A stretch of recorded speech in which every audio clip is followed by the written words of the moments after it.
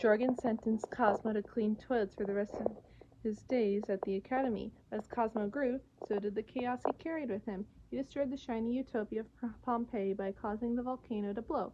He sunk the sparkling utopia of Atlantis to trying to clean it, and he turned the high-tech utopia Xanadu into Pittsburgh. Due to all this, Jorgen has lost all his stars in just one day. He cuts a memory when rage and vengeance overtakes him. He rips off his tuxedo with one big flex, but just before he can cause Cosmo any harm, he's shot in the butt with tranquilizers and carried away. The audience can't believe the Cosmo that Cosmo caused, and are glad that they will be able to vote him to stay home under the care of his mother. Timmy and Wanda realize this plot and decide that Mama Cosmo must be stopped. Fortunately, Wanda is the very next person set to relive memories. She tries to tell the audience about Mama's plot and attempts to show footage of Cosmo doing amazing and heroic things. Mama, however, battles Wanda to show how destructive Cosmo is.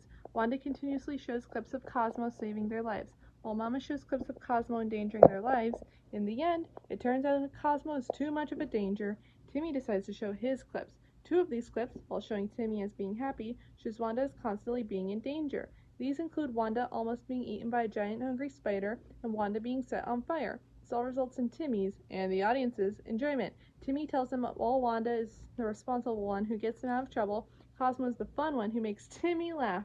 This still isn't enough to convince most of the crowd.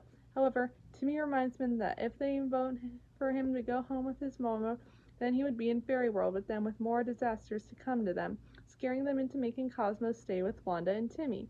In a landslide victory, the Stay With Timmy team wins 499-1. Even his mother voted to let him stay. Apparently, due to the torture, Wanda tricked Cosmo into